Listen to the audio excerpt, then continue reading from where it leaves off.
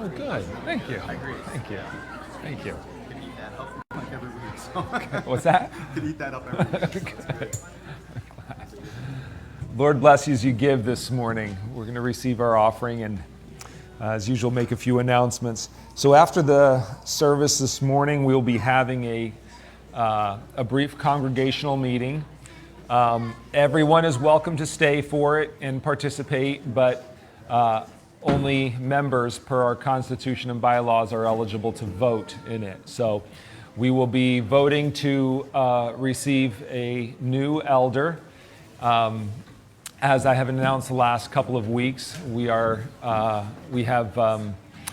appointed, laid hands on Trevor Landry to be an elder for us, and we are asking you to vote to ratify his eldership this morning. So after the service, we'll give you a little bit to fellowship, and for those that want to be able to make their way out to do so. And then 12:15, we will reconvene for a brief congregational meeting. If I can, I'd like to ask if our current elders would give me a few minutes immediately after the service. Have a couple things to run past you before our congregational meeting. So if you all could be available immediately after, we could just take 10 minutes or so together. Please remember that our small groups are continuing to meet Sundays 6 o'clock. So tonight there will be a group meeting at the Pattersons, there will be a group meeting at the Kaufmans, and there will be a group meeting at the Davises. And so we have those 3 small groups that will be meeting, and encourage you to participate in them. We've been focused on the fruit of the Spirit, and I don't know about the other 2 groups, but I know the group that I have participated in has had really good conversation. I've enjoyed getting to know my brothers and sisters better, and having the privilege of sharing our thoughts together about what it means to display the fruit of the Spirit. So encourage you to participate in that. Saturday, September 4th is our next men's breakfast. It'll come around quicker than you expect, so please make note of that. And then also we'll make some more announcements about this over the next few weeks. But for now, please notice that we are looking to restart our children's ministry on Wednesday nights on September 8th. So that's our date for restarting our children's ministries, and looking forward to Wednesday night being able to be more of a complete family night again through the winter and then the spring as well. So looking forward to that on September 8th. As always, make sure you have a bulletin and look at it. We could use some volunteers on Wednesday nights, especially if you're interested. We could use help in the nursery on Wednesday nights. It just makes it easier for everyone to be able to bring their families if we do have something for the smallest children. And so if that's something you would be willing to help with, participate in, please let either Noelle or my wife know, and just so we can gather some. Yes, Noelle. Just real quick, I sent out an email to all the nursery volunteers. If you did not get that email, can you see me after the service? I printed some out in case I don't have your email or your current email. So just see me after service if you're a nursery volunteer and you didn't get that email. Thank or you. you want a paper copy. Thank you. All right. Let's turn this morning to John chapter 9 again. Let's turn again to John chapter 9. What happened there? That's really weird. It was fine on my computer. All right. No, it's not. It's just. Sometimes I wish I knew why things happen in the realm of technology. It was good. John chapter 9, verses 1 through 12. And as he passed by, he saw a man blind from birth. And his disciples asked him, saying, Rabbi, who sinned, this man or his parents, that he should be born blind? Jesus answered, It was neither that this man sinned nor his parents, but it was in order that the works of God might be displayed in him. We must work the works of him who sent me. As long as it is day, night is coming when no man can work. While I am in the world, I am the light of the world. When he had said this, he spat on the ground and made clay of the spittle, and applied the clay to his eyes, and said to him, Go wash in the pool of Siloam, which is translated sent. And so he went away and washed and came back seeing. The neighbors therefore, and those who previously saw him as a beggar, were saying, Is not this the one who used to sit and beg? Others were saying, This is he. Still others were saying, No, but he is like him. He kept saying, I am the one. Therefore they were saying to him, How then were your eyes opened? He answered, The man who is called Jesus made clay and anointed my eyes and said to me, Go to Siloam and wash. So I went away and washed, and I received sight. And they said to him, Where is he? He said, I do not know. Where'd that come from? Thank you. I knew it was, yeah, okay. So last week from this story, we considered the implications of a man born blind.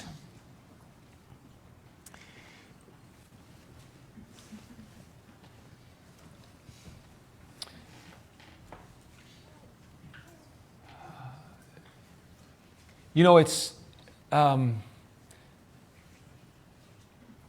funny, it seems like in life, every time you answer one question, there's at least one more question that pops up as a corollary to it. It's like there are very few things that are completely solvable, it seems like. It seems like most things have pluses and minuses, strengths and weaknesses, and you're looking to figure out what's got the greatest upside at the least cost, right? What's got the greatest benefit at the smallest expense? And sometimes it's like that with theology. You know, you're wanting to uphold the sovereignty of God, but you can't at the same time turn people into robots. And there's a plus and there's a minus, and you're trying to figure out how heavily do you weigh everything in order to come out with a product that is healthy at the end, that is profitable at the end. In many respects, dealing with the subject we were dealing with last week is similar. We started addressing last week this idea of what it means for someone to say that they were born a certain way. It's obvious why that comes up in the text, because in the text there was a man born blind. But that's really as far as we got in the text last week. We focused on just the fact that the man was born blind, and we talked a little bit about how we could view that, what it means. Let me give you just a quick rundown of some of our considerations.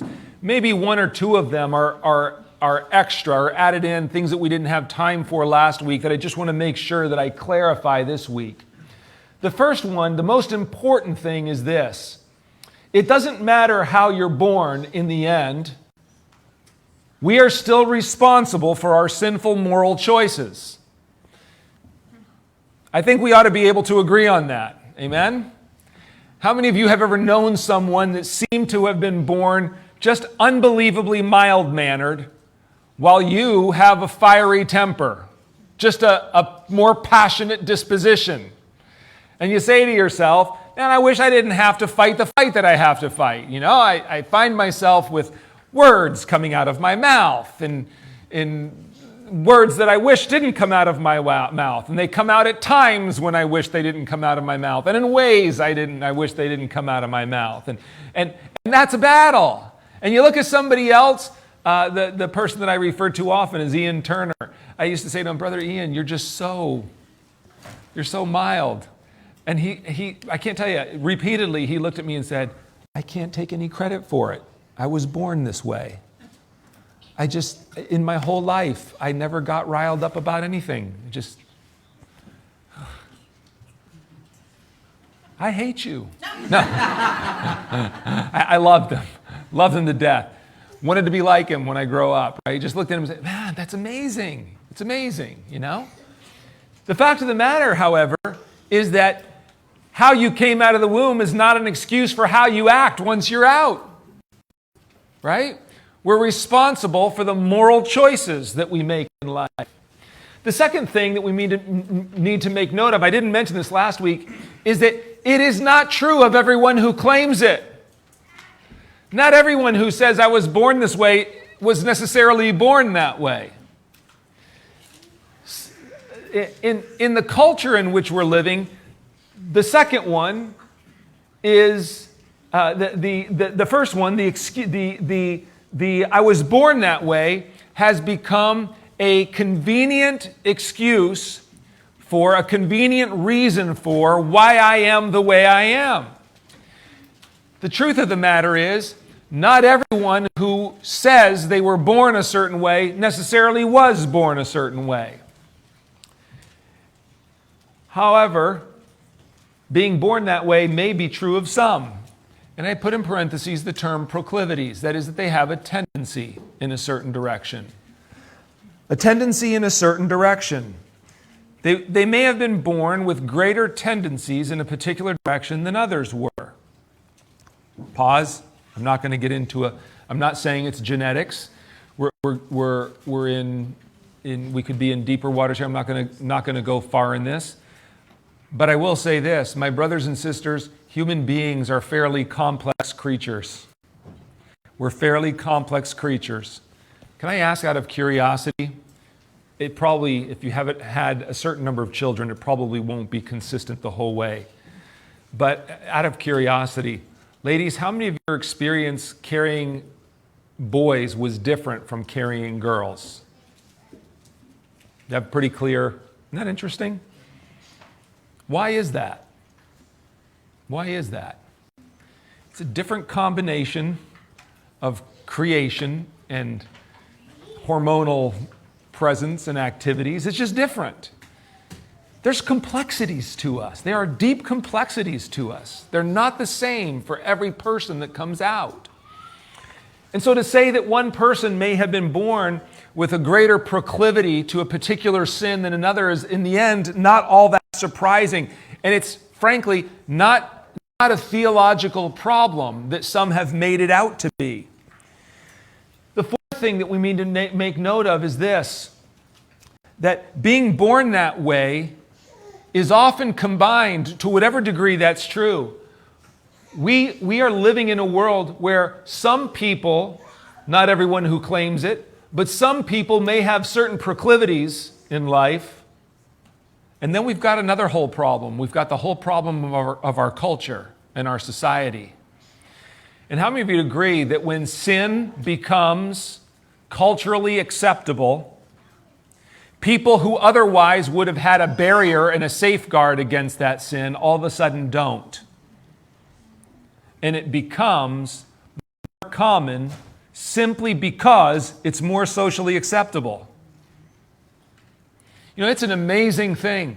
I didn't look it up. I'm not sure exactly what the year was.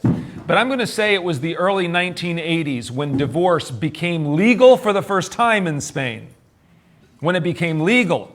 I remember that as an event. Remember early high school when divorce became legal.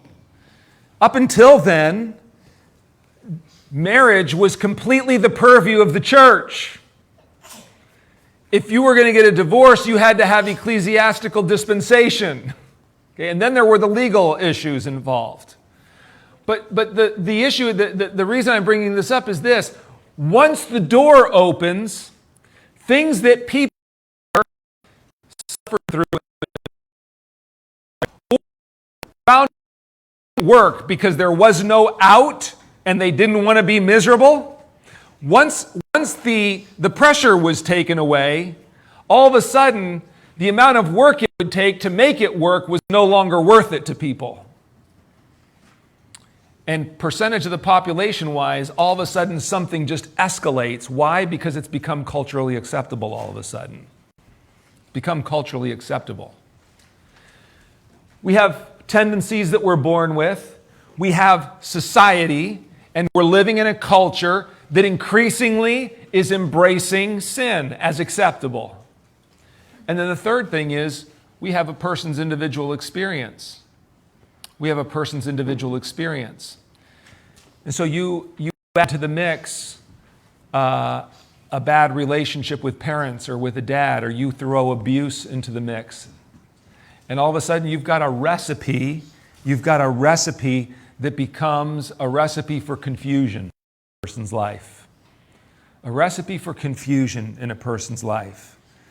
And it becomes a confusion that can begin to steer a person in a particular moral direction. It has a powerful influence, this combination of things. The third thing we need to remember is this: that God is not responsible for our sinful tendencies. We live in a fallen world, my brothers and sisters. We live in a fallen world. James says, "Let no man say when he is tempted, I am tempted of God. God is not tempted with evil, neither does he tempt any man."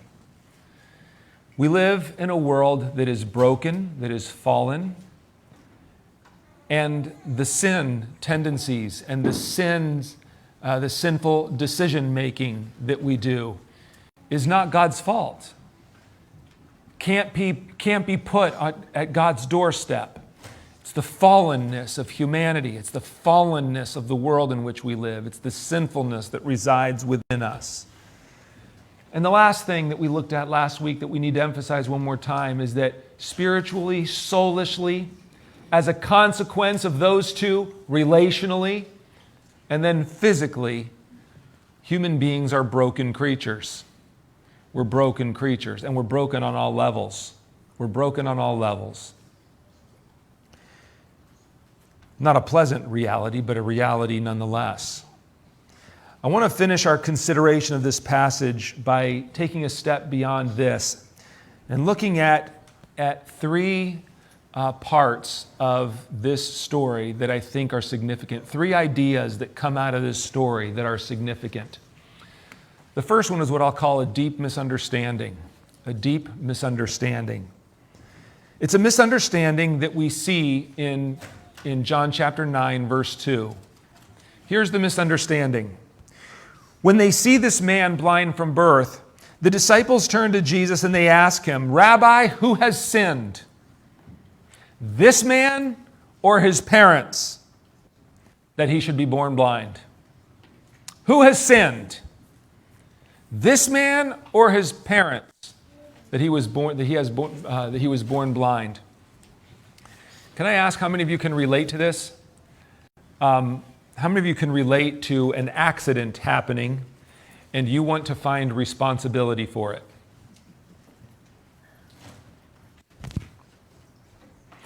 Now listen, as parents,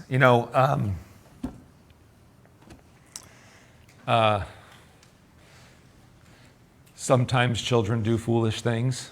Sometimes they bite off more, whatever.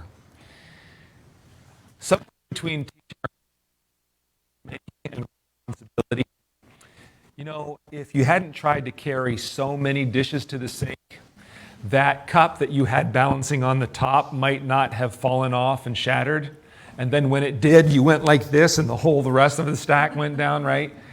Not that anything like that could ever have happened in my home. But if it did, you want to say, okay, that's a teachable moment. But how many of you realize that sometimes accidents are nothing more than just accidents? They just happen. Sometimes we find a tendency to assign responsibility unnecessarily. Here's a man that was born blind, and the disciples can't escape this common human tendency of wanting to find the reason for it. Who's responsible for this? Who is to blame for this? Well, it must be either that the man sinned or that his parents sinned. Now, here's the misunderstanding. The thing that you have to ask yourself is, where does this question come from? Why did this question even occur to them? How many of you have seen a person with a physical, I don't even know how to speak anymore. We used to be allowed to say a handicap. What? Yeah, a disability, right? A disability.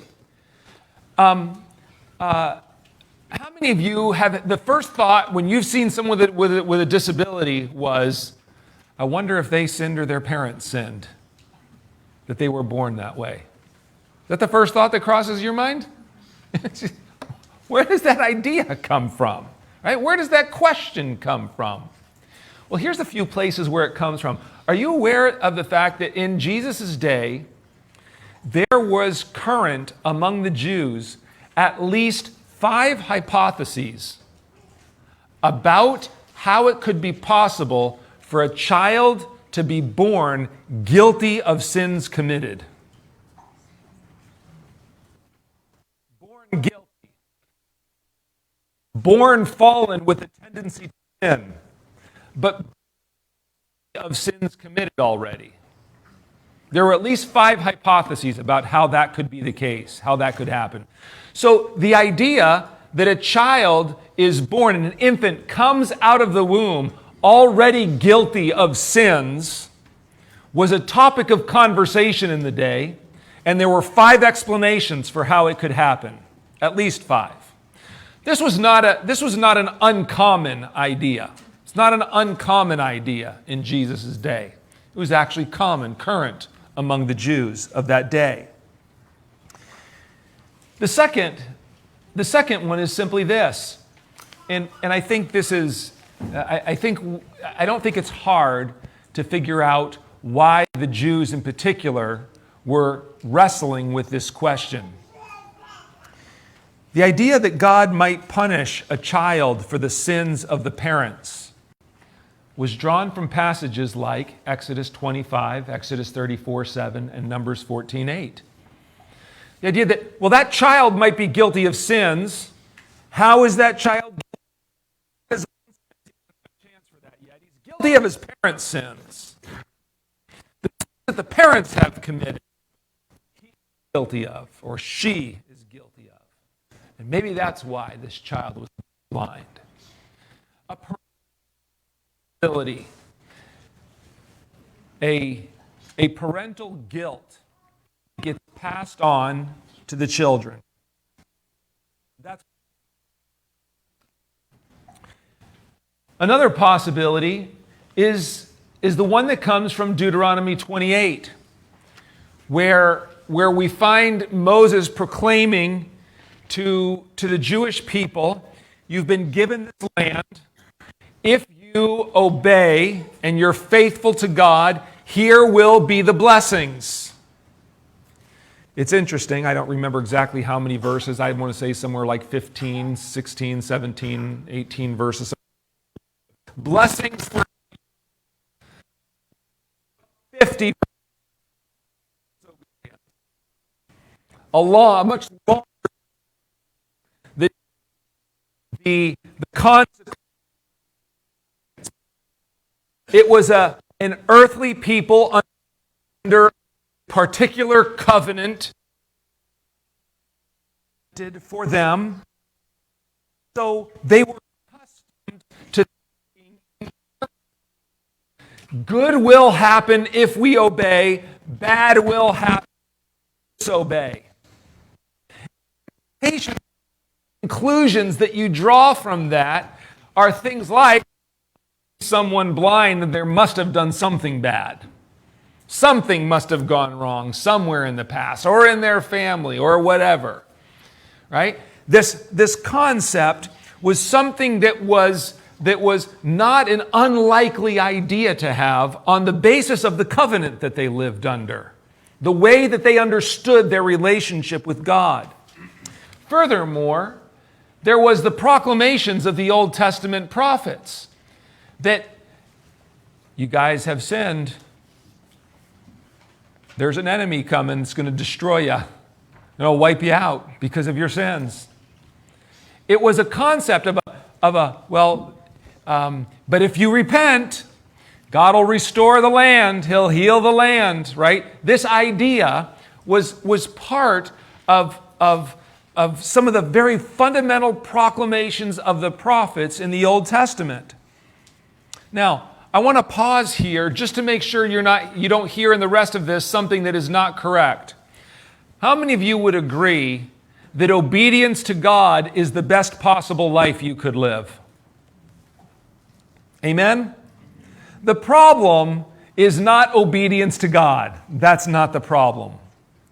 The problem is some of what we human beings do with the things that God has said. That's the problem. So that's where the question comes from, this kind of a framework. But the second part of that is this. So if there's all that on one side, and you say, well, it makes sense that they would think that way, what was it that they were missing? What was the misunderstanding that they had? Where had they gone wrong in their thinking? Well, let me list a few places, a few issues. First of all, it's interesting that this very idea of the children being punished for the sins of the fathers was addressed by Ezekiel. Oddly enough, that was my devotions this morning. I just happened to be, wasn't planned. I'm reading through Ezekiel. I read chapter 18 today.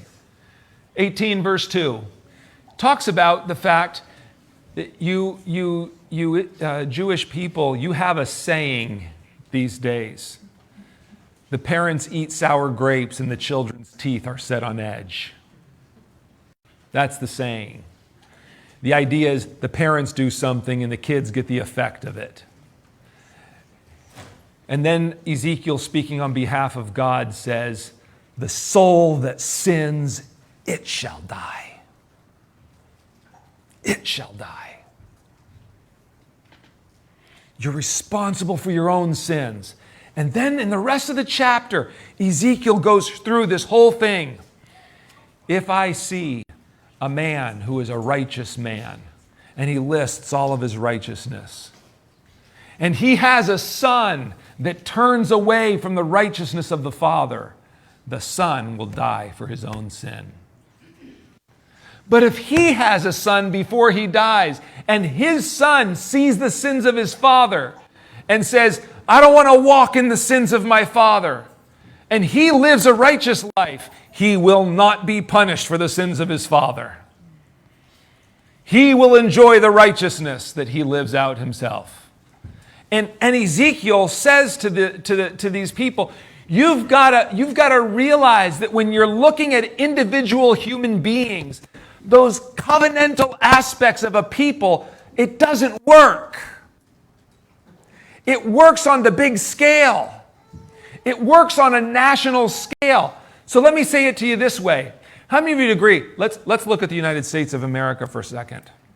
If at some point God says the sins of a people have gotten bad enough that it's time for a judgment to come, how many of you agree there's going to be a generation of people that are going to experience that judgment? Right? And if it happens to be in any one generation, how many of you know there's going to be some Christians alive that are faithful to God during that time, and they're going to experience it right along with everybody else? Right? Now, the temptation would be this. You look back and you say, this is a cumulative judgment. If I had died one day sooner, I'd have avoided it. Or some of the sins that were committed that you're judging us for were committed by our parents and our grandparents. And God, please hear this. The issue is this. It's not that you're unjustly getting judged for the sins of the past. It's that God, being merciful, waited as long as he did. He waited, and he waited, and eventually he can't wait anymore. Somebody's going to experience it. It was his mercy that let it go so long. His mercy let it go so long. At a certain point, the end comes, and everyone experiences it together. The misunderstanding was this. They took something that was specifically part of a covenant nation, and they tried to apply it to individual people. And when you try to apply that thinking to individual people, you turn into something really nasty. You turn into a fruit inspector that's looking for the suffering in someone else's life as an indication of whatever sins they have committed. It's an ugly way to live life. What works as a covenant on a national level for a certain people does not work in the inspection of individual people's lives. They misunderstood this, and Ezekiel in part offers a correction for it, because the examples he gives in Ezekiel 18 are very personal. They're individual people. A man experiences what he experiences on the basis of a man. That idea does not work intergenerationally where a child pays for the sins of the parents. The second thing we need to notice is this. They had ignored the whole Job problem. It's like in order to think that way, you have to ignore the whole message of the book of Job, which is, well, Job, man, if all that's happening to you, you must be a really bad person. Confess your sin. Confess your sin. They missed the whole point of the book of Job. They didn't see it. Here's a third one.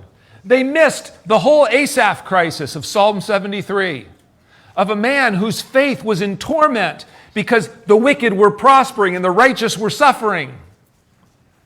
See, their suffering didn't mean they were sinful. They were suffering as righteous people.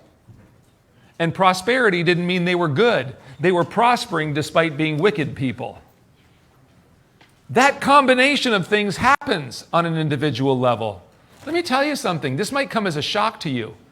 But Bill Gates, Elon Musk, and what's the guy's name from Amazon? Jeff Bezos. They are not necessarily the most righteous men in the world just because they're the richest men in the world. Everybody go like this with me. Shocking, right? What a shocking concept. He who dies with the most money does not necessarily die the most righteous. And please hear this. He who dies the most poor is not necessarily dying as the most wicked. Right? Asaph was struggling with this idea of God, why is it that wicked people get away with it and prosper and righteous people suffer? He's struggling with it. But the problem is that the disciples of Jesus' day had a mindset that had been built by a particular theology, and they were missing all this. They were missing Ezekiel 18. They weren't sufficiently bringing into their theology Job. They weren't sufficiently bringing into their theology the whole Asaph crisis. Luke 13 is a fascinating scripture. Some people come to Jesus and tell him about the fact that worshipers that were killed and their blood was mingled with the blood of the sacrifices that they were offering. And Jesus responds so specifically. He says, do you think that because this happened to them that they were worse sinners than anybody else? How about that tower in Siloam that fell on people? Do you think that they were more wicked than anyone else that these things happened to them? He says, no, that's not the case. It happened to them because they were more wicked than everybody else. He specifically addresses this issue. The point is this: a person's earthly conditions do not predict that individual's morality. You can't look at someone going through something and say, I can make a prediction about how moral they are. Oh, that's going on in your life? Huh. You won the lottery? Boy, God must be really pleased with you. You got diagnosed with cancer? God must be really unhappy with you. What's your sin? Earthly conditions don't say anything about a person's morality that we can judge from the outside in. I want to be quick to say this. How many believe that God chastens people, and sometimes difficult circumstances are indeed part of his chastening? Is that possible? The problem is this: he knows when that's the case, and we don't. It would be good for us to stay out of his business. Right? If he needs to chasten someone, let him do it. It's not my job to figure out if that's what's going on. And so they ask the question, They asked the question, but they were asking the question from a misunderstanding that they had. A deep misunderstanding in this text. The second thing is what I'll call a divisive miracle. The next two are shorter than the first one. Divisive miracle. It's a divisive miracle. You say, what do you mean by a divisive miracle? Look at verses 13 and 14 that we didn't read last week or this week. They brought to the Pharisees him who was formerly blind. Now it was a Sabbath on the day when Jesus made the clay and opened his eyes. Look at verse 16. Therefore, some of the Pharisees were saying, this man is not from God because he does not keep the Sabbath. But others were saying, how can a man who is a sinner perform such signs? And there was a division among them. This miracle was divisive. It was a divisive miracle. It was done in such a way that those who saw it were left trying to figure out what was going on. The problem was not the fact of the miracle. The problem was the way the miracle had been done. So, how many remember that work on the Sabbath was forbidden in the Old Testament? So how many of you know what's the immediate question that comes up in the human mind when it says thou shalt not work on the Sabbath? What's the immediate question? How do you define work? What's that? How do you define work? How do you define work? What's work? How much work? What's work? Right? So of course, being humans being who they are, there had to be, it was inevitable, a group of people who would arise who would define what work was for everybody. And let me tell you something. The amount of writing that had been done on what was permissible and not permissible on the Sabbath was massive. It was massive. The elder tradition that had been built up over the years included things like whether or not it was okay to spit on the ground and make clay. It was the question of what constitutes work. In this case, the problem was that Jesus had spit on the ground and made clay and had put it on their eyes. It's fascinating. They went so far, my eyes glazed over beyond a certain point at looking at the technicalities of this. But they had laws. If someone got something in their eye, what you could do to help them and what you couldn't do to help them. The technicalities involved, right? If it actually went into their eyes, it was working because it was accomplishing something, so it was against the law. It was work. It was unbelievable how does everyone still use the word picayune? That was a famous word when I was growing up. How picayune people were. How specific and specific about things that would seem not to matter at all. But they had become so picky about what was allowed and what was not allowed that when Jesus made clay and put it on that man's eyes, he was a Sabbath breaker in their eyes. He had worked on the Sabbath. He had worked on the Sabbath. The fact that he had made clay had turned it into a medicine. He had worked to produce a medicine. It was the way in which the miracle was done. Now, what's the problem here? What's the problem here? I hope the problem would be obvious to any of us. But I think Jesus spelled it out well in Matthew 23, verse 23, when he said this to the Pharisees. He said, you pay your tithes of mint and anise and cumin, but you have neglected the weightier matters of the law, things like justice and mercy and faithfulness. You've ignored the things that really matter. You see, here's what's going on. The division among them was a religious/ceremonial division.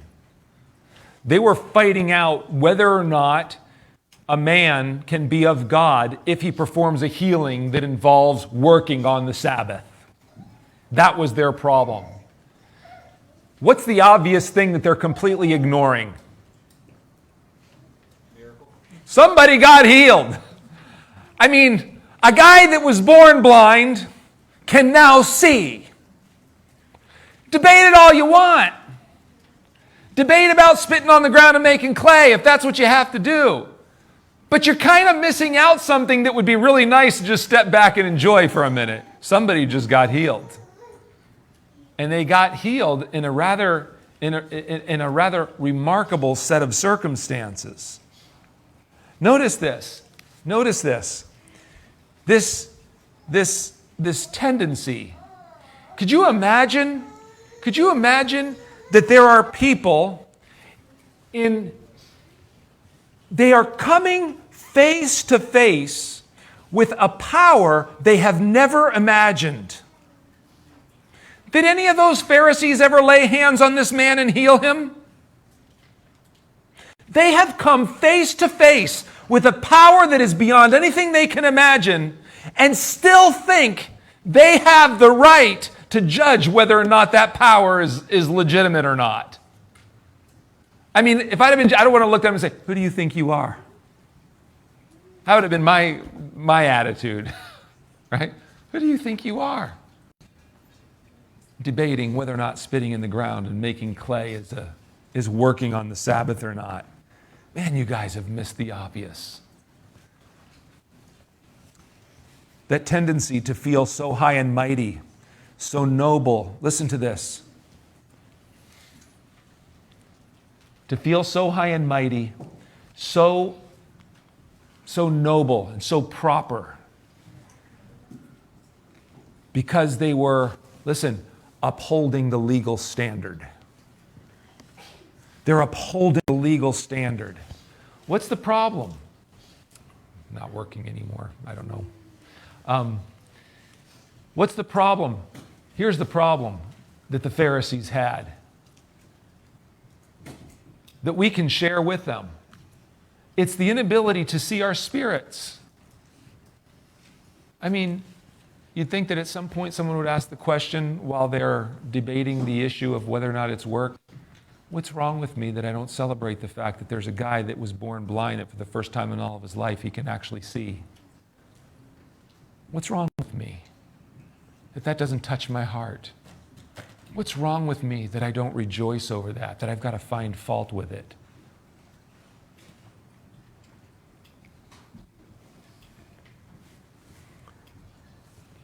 The second problem is another common one. How easy it is to lose our sense of proportion. These Pharisees, the spirit that caused the division was that Matthew 23:23 spirit. They're picking out gnats. Did his spit on the ground qualify as working and therefore breaking the Sabbath? How ridiculously committed to details do you have to be to make that the main issue, right?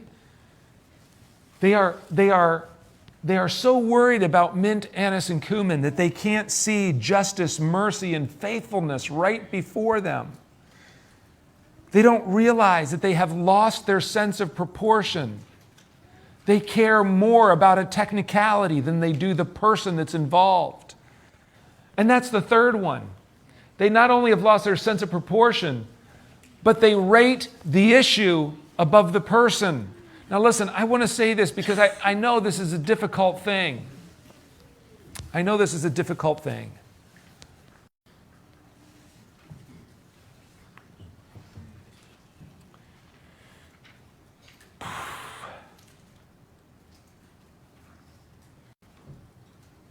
How many of you know some issues really need to matter? Do you agree that some issues really need to matter? How many of you know that people kind of matter as well? Is that right also? This morning I was thinking, it was, I won't tell you the whole story. It was quite by accident. How many remember the injunction of 1 John? Love not the world, neither the things that are in the world. If any man loves the world, the love of the Father is not in him. Do you remember that? What's John 3:16 say?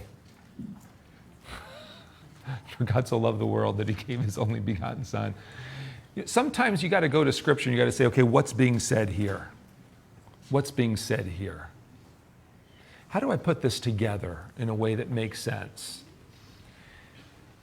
My brothers and sisters, there are issues that matter, but it is so easy to rate all the issues more than we rate the person, more than we consider the person that's standing in front of us. I'm going to come back to this in a minute and hopefully make sense of it when we close.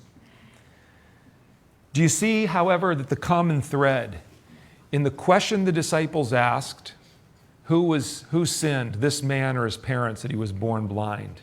And this division among the Pharisees, this man must be a sinner. How can he be a sinner and perform that kind of a miracle? That this was all, the thing that everybody's missing is a care for the man that was born blind. All the disciples can think of is, who's at fault for it?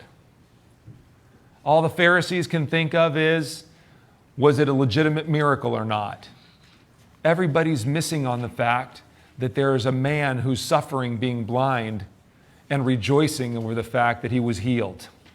Nobody's paying attention to that. Right? Let me close with this. There's a divine man in this story. You know who he is. Let's close reading these scriptures. Look at John chapter 9, verses 32 through 38. It's the person that was healed the man that was healed doing the talking here. Since the beginning of time, it has never been heard that anyone opened the eyes of a person born blind. Since the beginning of time, he says. I was born blind. There's no possibility for this miracle being explained by something like, he was born sighted, he had an accident, he lost his sight. It looks like a miracle, but maybe he just got better over time. There was no shot. This man's never seen. Okay? He wasn't born with that ability. Since the beginning of time, it has never been heard that anyone opened the eyes of a person born blind. If this man were not from God, he could do nothing. They answered and said to him, you were born entirely in sins. Oh, what an attitude, because they weren't, right? You were born entirely in sins. And you are teaching us? I mean, just the air of superiority. You're teaching us? And they put him out, that is, out of the synagogue. They cast him out of the fellowship. Jesus heard that they had put him out, and finding him, he said, do you believe in the Son of Man? He answered and said, and who is he, Lord, that I may believe in him? Jesus said to him, you have both seen him, and he is the one who is talking with you. And he said, Lord, I believe. And he worshiped him. And he worshiped him. Notice this. First of all, please look at this. Please notice this about the miracle that Jesus performed. It was only after years of suffering. Now, I bring that up to say this. I mentioned this within the last couple of weeks. How many of you would say that there are things that you have been praying for a long time that still haven't happened? How many of you are like me in that after a while you start thinking to yourself, it might not be worth keep praying about this? Does that happen to anybody else? Like, I got a couple of them that are like, the statute of limitations on them, I feel like, is like almost up. I'm like, Lord, how long am I supposed to pray for this? Because it feels like forever. It feels like forever. Could I just say this morning? If nothing else, this miracle reminds us that the timing of when is not my business. It's not up to me. I'm not saying this man had been praying to be healed for a long time. I don't know if he was or he wasn't. I just know this. Jesus didn't show up in his life when he was 3 years old and heal him of his blindness. He was a full-grown man before he received his healing. Sometimes things just don't happen right away in life. Sometimes we don't see God, I'll use this phrase, God show up in the way we want him to and do what we want him to do. But my brothers and sisters, we are encouraged in Scripture to pray without ceasing, to keep on praying, to keep on praying, and to remember that in due season we will reap if we do not faint. I do not mean to say by that we will get everything we ask for the way we ask for it, but I do mean this: giving up our position at the throne of God as intercessors is not something we should do. We've got to stay there somehow until we get an answer from God, right? Sometimes it's only after years. The second thing is this. This miracle, think about what this miracle meant for this man. He didn't do anything to earn it. How many believe that it was a gift of God to him that he was healed? But what did it cost him? He got kicked out of the synagogue. He became persona non grata among the religious elite of his town. He's kicked out of the fellowship. He's not allowed to worship anymore, right? I am not saying that he kind of earned his miracle by paying for it later. That's not the point at all. The point, however, is this. Notice that this is a truth throughout Scripture, that while there are things that we receive freely from God, what we discover is that there is a cost that comes later. So, for example, how many agree that salvation is absolutely the free gift of God? There's nothing you can do to earn it. But how many of you know that if you're going to follow Jesus and be his disciple, you've got to lay down your life, take up your cross, and follow him? It's costly. It's costly. Now, please hear this. Laying down your life and taking up your cross and following Jesus does not retroactively purchase your salvation for you. It's not the case at all. However, the fact is that when God does a certain work in your life, there is something that is often going to be attached to that, that's going to be part of that.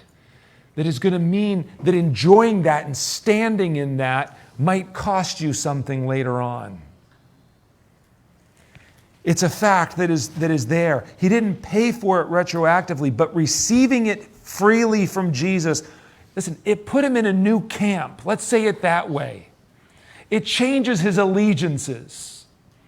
It puts him in a different position. And if people don't like the fact that he's aligned himself with Jesus, then he's going to lose the friendship of those people who don't like that he has aligned himself with Jesus. And some of you have experienced that.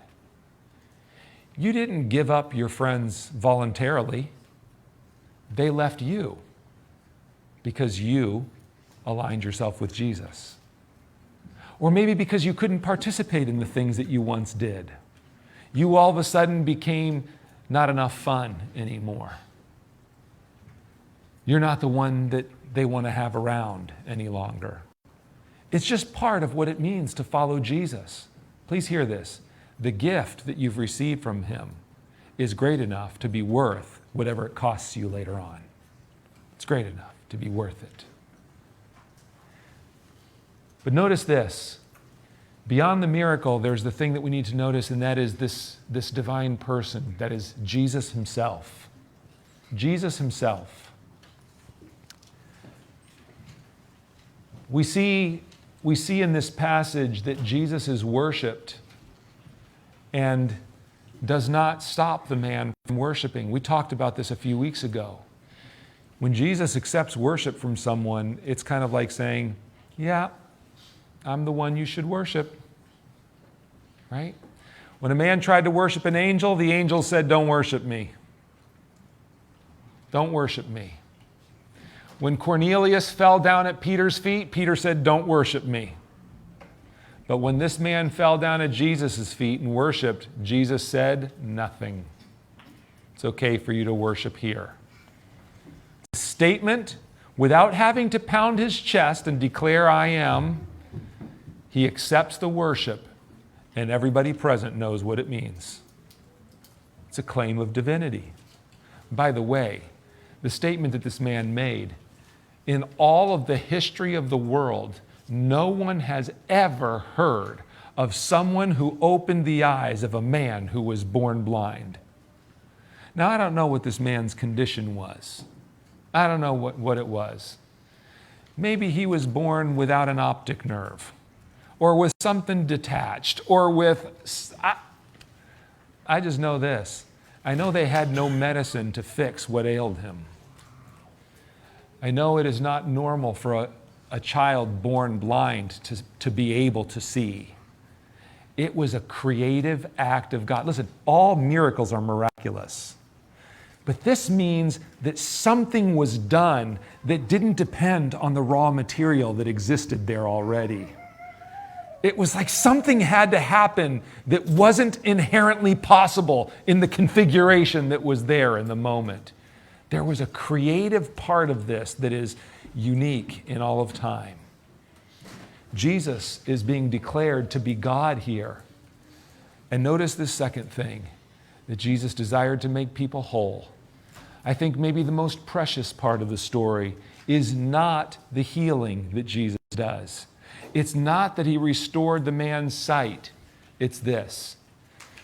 It's that when the man gets thrown out of the synagogue for it, Jesus shows up and says to the man, "Well, they took away your worship there, but I'll give you the proper place to worship in its place. Hey, do you believe on the Son of Man? Lord, just tell me where he is and I'll believe on him. I'm him.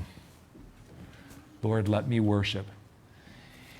You know, in essence, what Jesus was saying, something like this: if they never let you back in the synagogue again, if you are banished from the temple, don't worry about it. You've got me. That's all you need. You've got me. Worship me. Right? Let me close with this. Here's the thing that strikes me. Jesus was so deeply motivated to make people whole. It brought all kinds of criticism to him. He eats and drinks with publicans and sinners. Well, it's not the well that need a physician, it's the sick that need a doctor. Right? Jesus was okay being in that crowd. My point is this. We've talked about this before. Let me just close asking you to consider it one more time. How many of you find yourself sometimes with your frustration level rising over what you see in the world and going on around you? Do you feel that? I mean, it is really tempting to just get, ordinary people would call it mad.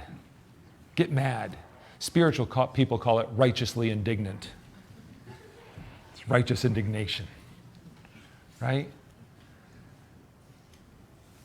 We've got some agendas that are proclaiming very loudly, because we were born that way, you should accept all of our behavior that comes after it.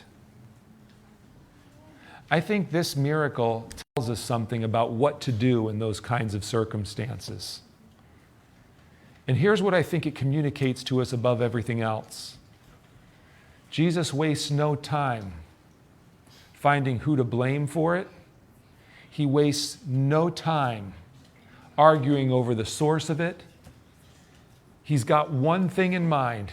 He wants to heal the sick, and then he wants to make them whole. And what you find in the story is that all the voices that in one form or another are doing something other than either contributing to the wholeness or celebrating the wholeness are villains in the story. Who sinned, this man or his parents? And you say to yourself, What kind of question is that? Why do you even talk like that about the guy? Oh, I wonder if that was a real miracle, that Jesus doing miracles. He violated the Sabbath. The spirit is so ugly when there's a man that's been healed right in front of their eyes. Listen, the song we sang earlier was deliberate. With deeds of love and mercy, the heavenly kingdom comes. I keep calling us, I believe this is going to be, it might be the main battleground of our day. That in the face of all that we see happening in the world around us, the challenge for us as God's people is going to be twofold. Not to give up the truth about what pleases God and what doesn't. We must stay clear on what is sin and what is not. But we cannot afford to let our spirits become angry and bitter over it. We have to love those. Listen, because if instead of moralizing and looking at them as sinners trying to spread their sin, we see them as what they don't even know they are yet, broken and in need of Jesus, our hearts would break for them instead of getting angry for them. We'd look at a man and say, he was born blind. He was born blind. Man, he needs to be made whole. He needs to be made whole. My brothers and sisters, our spirit in this day is going to matter. There are enough angry voices. This is the way I've been looking at it. We don't need Peter's swinging swords cutting off ears. You know the analogy I'm making, right? I'm going to defend Jesus by swinging the sword and cutting your ear off. He only missed his head. That's what he was aiming for. Right? But there's something there. Sometimes we take a particular stance that we think we're defending Jesus, but we're cutting off the ears of the people that need to hear the fact that Jesus died for them, which was what Jesus was about to do. So Jesus has to stoop down and heal the man's ear and then put himself on a cross. My brothers and sisters, in this day, we must stay clear on good or evil. We're not going to give that up. We're not going to capitulate to our culture. We're not going to redefine what Scripture says about morality. But we've got to find a way to outlove them. We've got to find a way to outlove them so that we don't cut their ears off before we've spoken truth to them in a way that gives them a chance to hear. Because believe it or not, the way they're living, the number one issue about it is not how big of a threat it is to us. It's about how big of a threat it is to them. They're broken and without God. And if they die, they're going to spend eternity without Him. The biggest threat is not to me or to you. The biggest threat's to the one that's broken and hasn't seen Jesus yet. I want to close just asking you to do this. I would like you to take a minute and ask yourself, what is the most long-standing prayer request I've had that hasn't been answered yet? And then I want to ask you to pray for it right now. What's the one that would kind of be like the man's now 25 years old and he still hasn't been healed? Well, his day came. I don't know. I'm not making guarantees. I'm just saying this as maybe a statement of, Lord, we're going to keep representing you in this world no matter how long it takes or how hard it gets. Maybe we could identify that prayer request and just go before God and say, okay, God, I'm bringing it to you again. Here I am again. Do me a favor. Just be brutally honest with him.